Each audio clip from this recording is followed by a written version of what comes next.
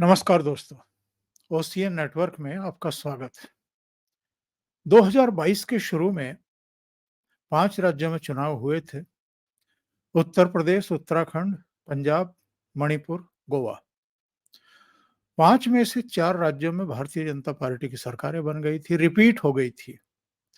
उत्तर प्रदेश, उत्तराखंड, मणिपुर, गोवा इन चारों में पहले भी उत्तर प्रदेश समेत सभी जगह भारतीय जनता पार्टी की सरकारें थी और फिर से बन गई। पंजाब में चेंज हुई, वहां कांग्रेस की सरकार चली गई और आम आदमी पार्टी की सरकार आ गई। इससे पहले आपको याद होगा दिल्ली में 13 महीने तक वो तथाकथित किसान आंदोलन चला था और जब इन पांचों राज्यों के चुनाव आ गए, चुनाव नतीजे आ गए, सरकारें बन गई, उसके बाद एक निजी टेलीविजन को इंटरव्यू देते हुए योगेंद्र यादव ने क्या कहा था? उन्होंने कहा था कि साहब हमने उत्तर प्रदेश के लिए अखिलेश यादव के लिए पिच तो तैयार कर दी थी। अब वो ठीक तरीके से अगर बैटिंग नहीं कर पाए या अगर वो फील्डिंग नहीं कर पाए, तो इसमें हमारा क्या कसूर है? क्या हम जाकर के वहाँ बैटिंग करते? योगेंद्र यादव का ये बयान था। आपको ये भी याद होगा कि उत्तर प्रदेश के विधानसभा चुनाव से पहले जगह-जगह इन्हीं योगेंद्र यादव ने राकेश टिकैत के साथ राज्य के अलग-अलग जिलों में जाकर के प्रेस कॉन्फ्रेंस भी की थी और भारतीय जनता पार्टी को हराने की अपील की थी। वही योगेंद्र यादव, वही राकेश टिकैत, वही संयुक्त किसान मोर्चा अब फिर से आंदोलन की तैयारी कर रहे हैं। इनका लंबा चौड़ा कार्यक्रम आ गया है और इसमें 1 अगस्त को भी इनका प्रदर्शन है कि साहब 13 फरवरी को जो शंभू बॉर्डर पर क्लैश हुआ था पुलिस और किसानों के बीच में, तो उसके विरोध में हम 1 अगस्त को प्रदर्शन करेंगे। फिर इनका प्रोग्राम आ गया है कि साहब 15 अगस्त को यानी स्वाधीनता दिवस के दिन 15 अगस्त को देश भर में ट्रैक्टर मार्च निकालेंगे। अब आपको वो घटना याद आ गई होगी 2021 26 जनवरी की। 26 जनवरी 2021 को भी इन्होंने एक ट्रैक्टर मार्च निकाला था और लाल किले पर जो तांडव किया था, वो सबकी स्मृतियों में है। जहां हमारे देश का राष्ट्रीय ध्वज फहराता है, उसके ठीक बगल में इन्होंने एक धार्मिक ध्वज फहराया था और वहां पर हिंसा हुई थी। बहुत सारे सीआरपीएफ के और अर्धसैनिक बलों और दिल्ली पुलिस के जवान जो है, इन लोगों ने घायल कर दिए थे। तो 15 अगस्त को ट्रैक्टर मार्च और दिल्ली कूच दोनों। फिर 31 मार्च को ये कह रहे हैं कि 13 फरवरी को शंभू बॉर्डर पर जो कुछ हुआ था, उसके 200 दिन पूरे हो रहे हैं, तो उस दिन फिर प्रदर्शन करेंगे, यानी 31 अगस्त को। फिर 1 सितंबर को उत्तर प्रदेश के संभल में किसानों की सभा करेंगे और इसके बाद इनका फोकस शिफ्ट हो जाएगा हरियाणा।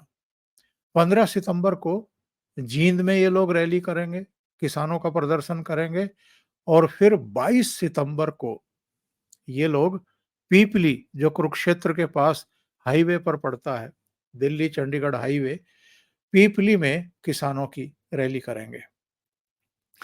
तो अब सवाल एक्चुअल में ये खड़ा हो रहा है कि ये योगेंद्र यादव ने 2022 के शुरू में तो उत्तर प्रदेश में अखिलेश यादव और कांग्रेस के लिए पिच तैयार की थी। वो 13 महीने का आंदोलन चलवा करके दिल्ली में, जिसमें तमाम जो कम्युनिस्ट पार्टियों को बिलोंग करने वाले चेहरे उसमें शामिल थे, इनके संगठन शामिल थे।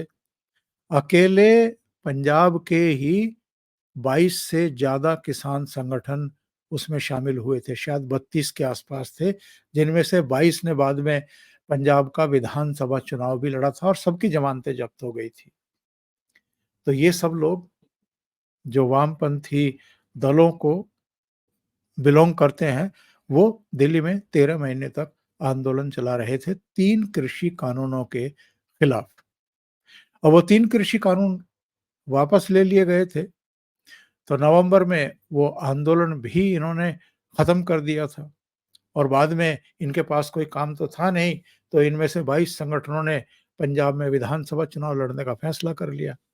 लेकिन सबकी जमानतें जब्त हो गई थी, कोई जीता नहीं था। इसका मतलब ये है कि आप आंदोलन करते रहिए और वहां बुला करके कथित किसानों को नवाजते रहिए, उनके खाने का, उनके पीने का बंदोबस्त करते रहिए, तो वो वहां रहेंगे आपके साथ। लेकिन जब राजनीतिक रूप से किसी पॉलिटिकल पार्टी को चुनने का मौका आएगा, सरकार बनाने के लिए किसी को वोट देने का समय आएगा, तो फिर वो अपने विवेक से ही फैसला करेंगे। इन्होंने सारे घोड़े दौड़ाए थे, उत्तर प्रदेश में भी, सेंट्रल गवर्नमेंट को भी, यानी मोदी जी को रोकने के लिए भी, लेकिन कुछ नहीं हुआ। किसी ने इनकी सुनी नहीं, किसानों ने भी नहीं सुनी। उन्होंने भी अपनी पसंद के ही कैंडिडेट को वोट दिए और ना केंद्र में ये मोदी को रोक पाए और ना ही उत्तर प्रदेश में 2022 में योगी की दोबारा सरकार बनाने को रोक पाए। तमाम प्रेस कॉन्फ्रेंस राकेश टिकैत, योगेंद्र यादव वगैरह ने कर ली थी। अब सवाल ये है कि जो इन्होंने ये नए आंदोलन की घोषणा की है, जिसे किसान आंदोलन 02 कहा जा रहा है, कि ये दूसरा किसान आंदोलन होगा और मांगे क्या हैं कि जी 3 जो ये नए भारतीय कानून लेकर के आई है मोदी सरकार, हम इसकी मुखालफत करेंगे, इसका विरोध करेंगे, इसकी प्रतियां फूकेंगे। क्यों फूकोगे? कोई कारण नहीं बता रहे हैं। यानी पहले 3 कृषि कानूनों का विरोध किया था, अब 3 क्रिमिनल लॉ जो भारतीय लॉ लाए गए हैं, अंग्रेजों के बनाए हुए 1861 के कानूनों का जिन्होंने स्थान लिया है, अब उनके खिलाफ हम आंदोलन करेंगे। तो पहले तो इनको यही पता नहीं है कि इनके मुद्दे क्या हैं और दूसरे ये कहते हैं कि साहब जो एमएसपी है उसकी कानूनी गारंटी दी जाए, तो उसमें सरकार कह चुकी है कि इससे तो अर्थव्यवस्था बर्बाद हो जाएगी, हम वो नहीं कर सकते। उसके लिए हालाँकि एक कमेटी भी बनी थी, उसकी कुछ सिफ़ारिशें वगैरह भी आई थी, लेकिन सरकार ऐसा लगता है कि एमएसपी की कानूनी गारंटी देने को तैयार है ही नहीं, क्योंकि उसके लिए इतनी रकम चाहिएगी कि बाकी सेक्टरों का क्या होगा अगर सब कुछ आढ़तियों, व्यापारियों और बड़े किसानों की ही भेंट चढ़ना है सब कुछ या उन्हीं को लाभ देना है। बहरहाल ये जो अब जिसको आंदोलन नंबर 2 कहा जा रहा है, वो क्यों किया जा रहा है? इसकी वजह ये है, सितंबर में जब ये जींद में और पीपली में जनसभाएं करेंगे या रैली करेंगे, तो उस समय हरियाणा में विधानसभा चुनाव की प्रक्रिया शुरू हो चुकी होगी और अक्टूबर में तो नई सरकार का गठन होने की प्रक्रिया शुरू हो चुकी होगी। यानी मतदान हो चुका होगा, मतगणना होने की तैयारी हो रही होगी और अक्टूबर में नई सरकार बन जाएगी। तो सवाल ये है कि हरियाणा के विधानसभा चुनाव को देखते हुए क्या योगेंद्र यादव, राकेश टिकैत, गुरनाम चढ़ूनी और तमाम लोग इस बार कांग्रेस के लिए पिच तैयार करने में लगे हुए हैं? लगता यही है, क्योंकि ये उत्तर प्रदेश में भी भारतीय जनता पार्टी के खिलाफ हम ठोक रहे थे और चूंकि पिछले 10 साल से हरियाणा में भारतीय जनता पार्टी की सरकार है, तो अब वहां भी भाजपा के खिलाफ और कांग्रेस के समर्थन में ये एक माहौल बनाने की चेष्टा में हैं। वैसे आपको बता दें, इनके आंदोलन को कारण समझ लीजिए या दूसरे और कारण हो, इस बार लोकसभा चुनाव में भारतीय जनता पार्टी को हरियाणा में 5 सीटें गंवानी पड़ी हैं। सिरसा, अंबाला, ये दोनों सीटें कांग्रेस पार्टी जीत गई। रोहतक की जीत गई, सोनीपत की जीत गई। कुल मिलाकर के 5 सीटें वो जीतने में कामयाब हुए और भारतीय जनता पार्टी 5 सीटों पर सिमट गई। जबकि 2014 में भारतीय जनता पार्टी ने 7 सीटें जीत ली थी और 2019 में तो 10 की 10 सीटें जीत ली थी।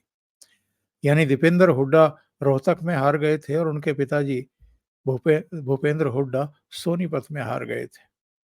लेकिन 2024 में उस 13 महीने के किसान आंदोलन का असर कह लीजिए या जो महिला पहलवानों का जंतर मंतर पर ये लंबा धरना प्रदर्शन चला था और बाद में तो पुलिस के साथ एक टकराव की स्थिति पैदा हो गई थी और उस पूरे मामले को बहुत तूल दिया गया था।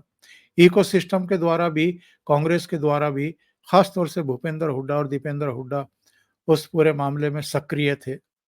तो ये देखना बड़ा दिलचस्प होगा कि ये कैसे समय किसान आंदोलन नंबर 2 शुरू कर रहे हैं और इसके पीछे की इनकी असल मंशा क्या है। अभी के लिए इतना ही। बहुत-बहुत धन्यवाद। अगर आपको ये चैनल और इसके कंटेंट पसंद आ रहे हैं, तो लाइक करें, कमेंट करें, वीडियो को शेयर भी करें। अभी तक अगर आपने ये चैनल सब्सक्राइब नहीं किया है, तो सब्सक्राइब कर लें और साथ में लगे बेल आइकॉन को दबाना ना भूलें, ताकि आगे आने वाले वीडियो और उनके नोटिफ़िकेशन आप तक पहुँचते रहें। बहुत-बहुत धन्यवाद। नमस्कार।